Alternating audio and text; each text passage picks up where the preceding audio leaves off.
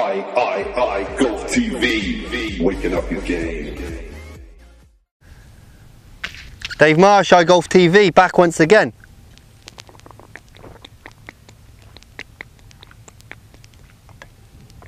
Now, diet is certainly something that I'm going to go through with you in later videos, but also when we're out on a day like today, it's nearly 90 degrees.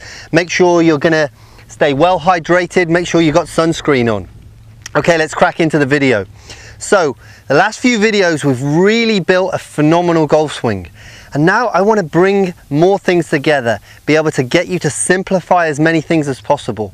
Remember, this is the main essence of what I believe I teach as a coach, is to get players to simplify this game. I'm sure that most coaches are complicating this more than it needs to be, and I don't want to fall into that category. However, when we look at technique, when we look at physical aspects in the golf swing, there does have to be an element of science, an element of grinding out some different drills, some different positions, because you need to hit these moves to basically be able to get to a point where you can free everything up.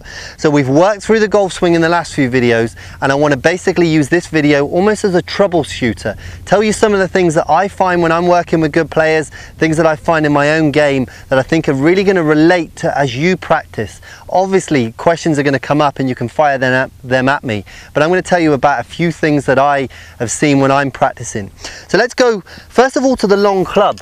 I can't overemphasize enough how great the long club is. The long club gives you phenomenal feedback, because when I take this golf club back, if the club is pointing out here, I immediately know it because I can see it so easily. And if the club is pointing out here, again, I can see it. So I'm really trying to make sure that this club gets back on the line there. Now, this is a really very simple thing that I'm going to talk about, but it makes such a big difference. Now, you see this club here, basically, if I turn side onto you there, it's connected to my left hip as I set up to the golf ball. And what I see a lot of players doing is, as they take it away, they do too much wrist. See how quickly that comes away from me? I don't want it to come away that quickly. So basically my backswing from here is almost, can you see how close it stays and how quietly and how slowly it comes away? So watch it from the front on angle.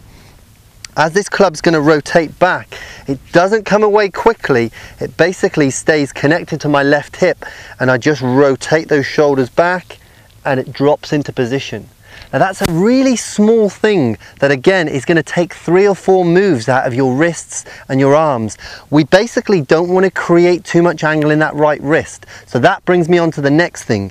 This little tip I've given you there helps to reduce the amount of angle we put into our right wrist. Look at it this way: the more we put in on the backswing, the more we've got to take out on the downswing.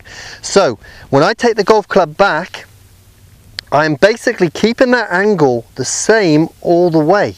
It doesn't do this, it just stays nice and still. And you can see even back at this point here, it's almost as if that right hand hasn't moved. Now, probably the best player in the world to watch do this is Luke Donald. All the way, especially even with his driver, this right hand, it's almost as if the nail is pointing right at the ground, and it just continues to stay like this. And what that does is it helps him get phenomenal connection.